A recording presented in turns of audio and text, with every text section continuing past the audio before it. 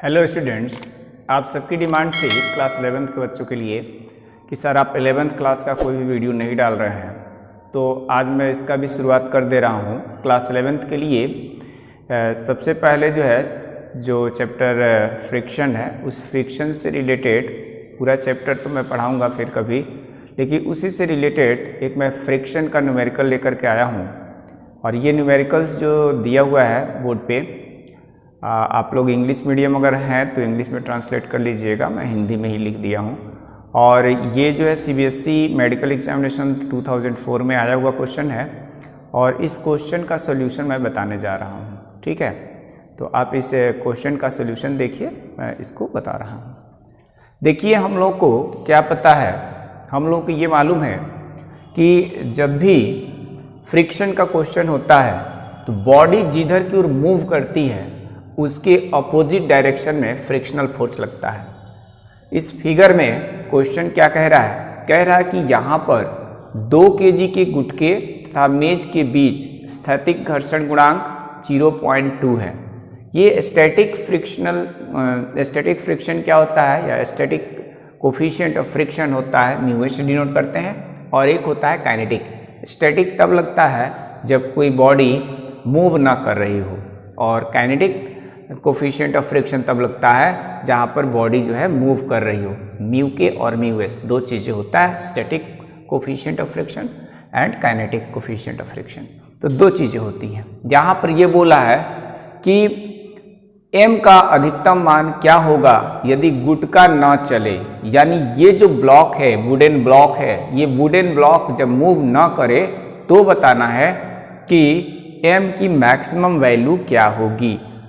जबकि दिया हुआ है यदि गुटका न चले तथा घिरनी हल्की व घर्षण रहित हो, यानी जो हमारा पुली है वो क्या है, पुली जो है बहुत ही लाइट वेट का है, और जो घिरनी है यानी पुली जो है वो बहुत लाइट वेट का है, और जो इसमें धागा रस्सी लगा हुआ है, ये दोनों चीज़ है कि हल्की भी हो और घर्षण रहित यानी फ्रिक्शनलेस है, यानी इसमें किसी भी तरह का कोई फ्रिक्शन नहीं लग रहा है। तो इस केसेस में जब भी कोई बॉडी मूव नहीं करती है तो वहाँ पर एक्सेलरेशन होता है 0। ठीक है। दूसरी चीज़ कि जब भी कोई बॉडी होती है, अगर हम कहीं पर भी टेबल पर रखें, हॉरिजॉन्टल रखें, वर्टिकल रखें, किसी इंक्लाइंड प्लेन पर रखे हैं, तो वहाँ पर क्या होता है, बॉडी का वेट हमेशा वर्टिकली डाउनवर्ड एक्ट करता है। यहाँ पर इस तरह से पुली वाले क्वेश्चन में कहीं पर, या फ्रिक्शन वाले क्वेश्चन में, अगर वो टेबल पर रखा है या पुली है, मूव कर रहा है, उन सभी क्वेश्चंस में हम लोग एक अलग अलग जो ब्लॉक हैं, कोई जरूरी नहीं 2 ही ब्लॉक है, 2 से ज़्यादा भी हो सकता है, तो हम लोग अलग अलग ब्लॉक पर बात करेंगे और अलग अलग ब्लॉक का हम लोग नेट फोर्स निकालेंगे और उससे एक रिलेशन बनाएंगे, और उस रिलेशन के बेसिस पे हम लोग m की वैल्यू फाइंड आउट करेंगे कि m की वैल्यू कितनी आएगी। तो आइए इसका स्टार्ट करते हैं। सबसे पहले मान लीजिए हमने ये ब्लॉक m ले लिया, स्मॉल मास m जो है, इस ब्लॉक की बात करते हैं कि इस पे कौन कौन से फोर्सेज लगेंगे और ये ब्लॉक जो है किस तरह से मूव करेगा। तो अगर हम यहाँ पर ध्यान दें, J for block m, for block m जो हमारा ब्लॉक है उस पर कौन कौन से फोर्सेज लग रहे हैं। यहाँ पर हमने बताया किसी भी बॉडी का जो वेट होता है ऑलवेज वर्टिकली डाउनवर्ड एक्ट करता है। तो यहाँ पर जो m है हमारा, वो कहाँ डाउन एक्ट करेगा, वर्टिकली डाउनवर्ड, यानी ये m है तो mg फोर्स जो होगा वर्टिकली डाउनवर्ड एक्ट करेगा।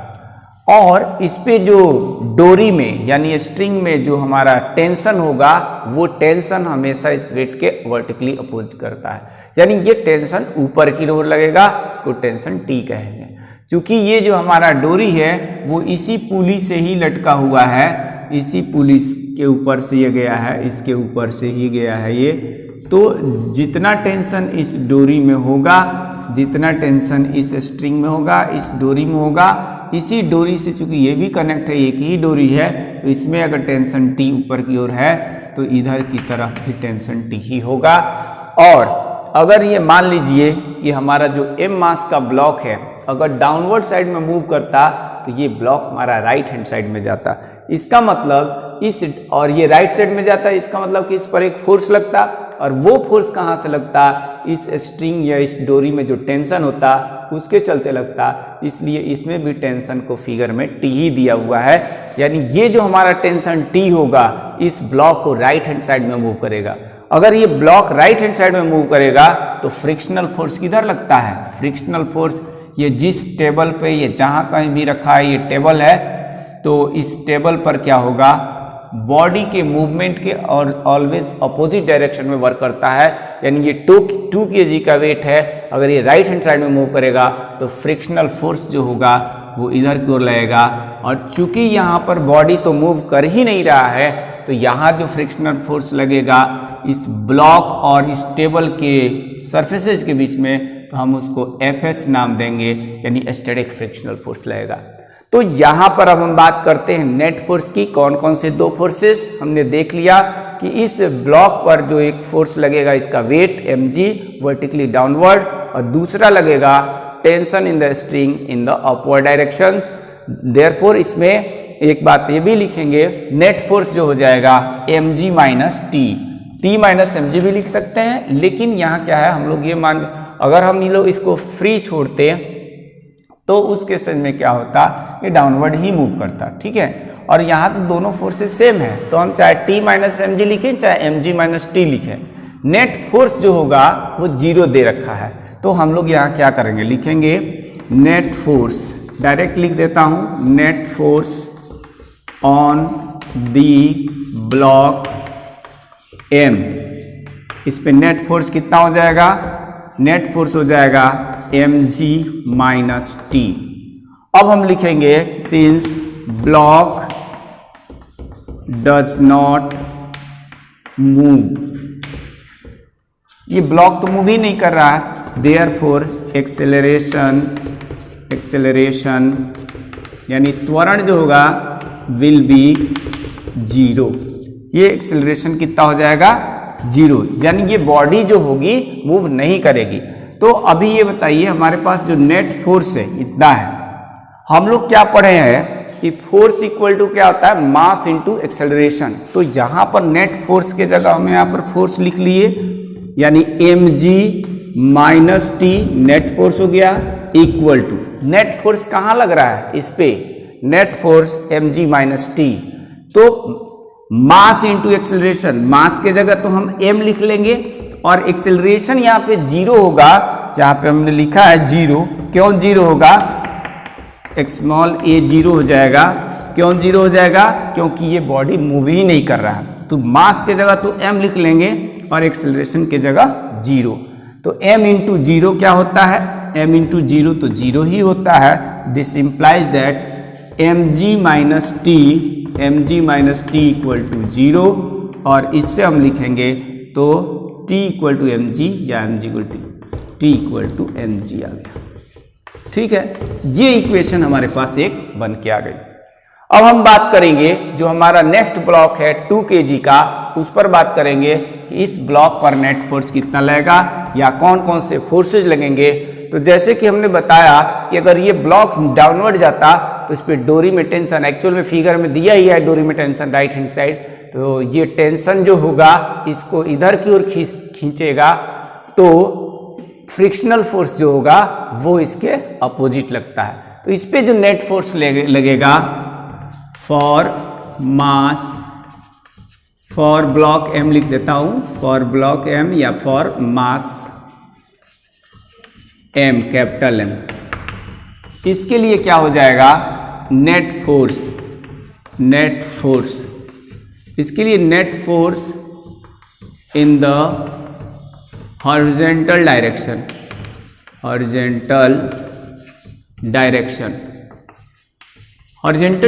में नेट फोर्स जो लगेगा T minus frictional force Fs equal to, ये नेट फोर्स इतना लग जाएगा, इतना T minus Fs।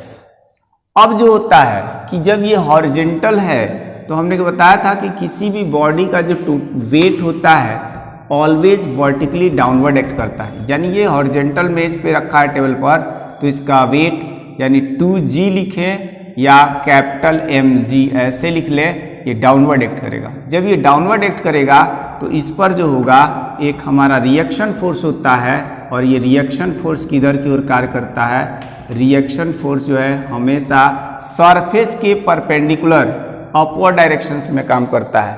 Reaction force को हम लोग कहीं कहीं एन से भी लिखते हैं, capital N, NCERT capital N से ही लिखा है, या कहीं कहीं कैपिटल आर से ही लिख देते हैं। तो ये रिएक्शन फोर्स है, हम कैपिटल आर से डिनोट कर दिए।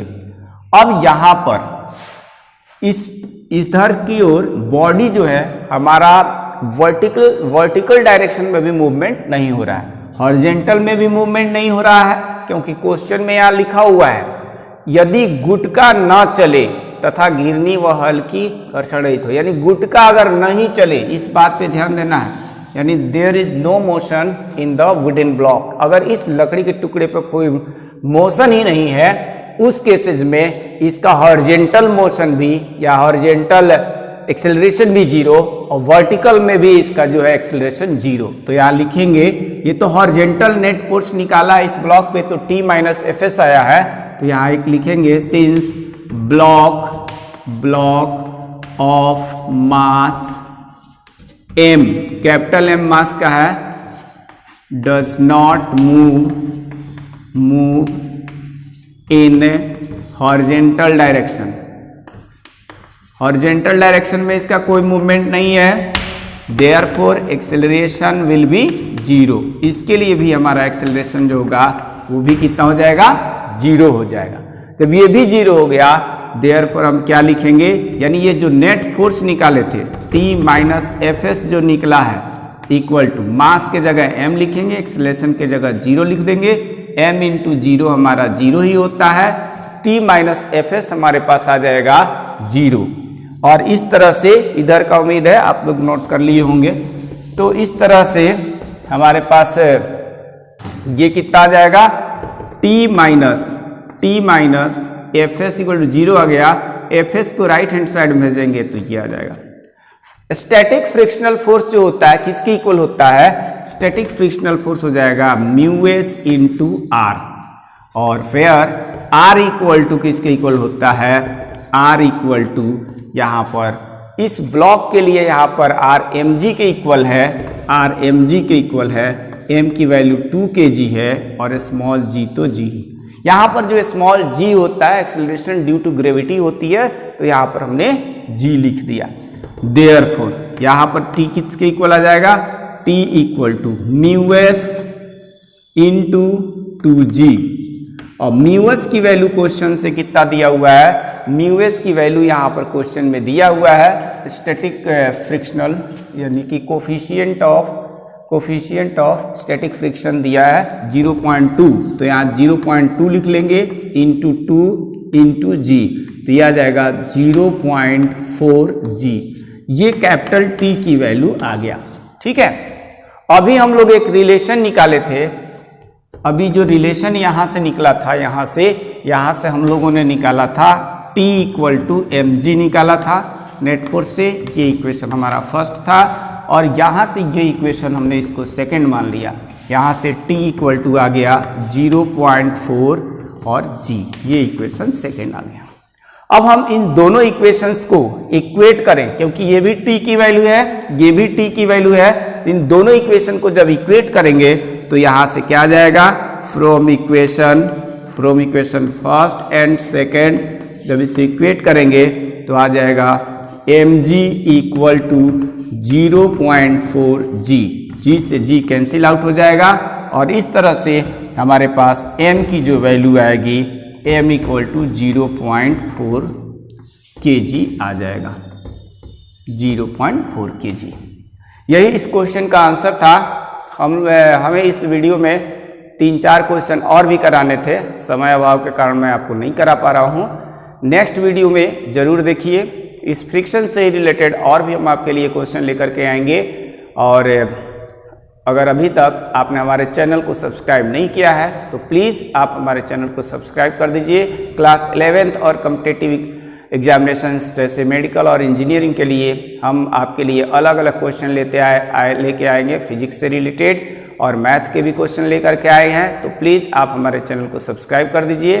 और आपके अगर कोई रिलेटिव, भाई बहन, कोई पड़ोसी कहीं दूसरे जगह रह रहा है जिसको ऑनलाइन पढ़ना है, क्योंकि लॉकडाउन है, स्कूल कॉलेज सभी बंद है, तो आप हमारे चैनल को सब्सक्राइब कर सकते हैं, उनको बता सकते हैं और हमारे वीडियो को शेयर करके बता सकते हैं कि आप इस चैनल को सब्सक्राइब कर लीजिए, इस पर अच्छे अच्छे वीडियो आते हैं। अगर आपको किसी भी तरह का अगर सुझाव है, शिकायत है, तो प्लीज़ आप हमारे कमेंट बॉक्स में उसको ज़रूर लिखिए। हम आपके जो भी कमेंट होंगे उसके आधार पर अच्छा से अच्छा करने की कोशिश करेंगे। वीडियो देखने के लिए धन्यवाद। मिलते हैं नेक्स्ट वीडियो में।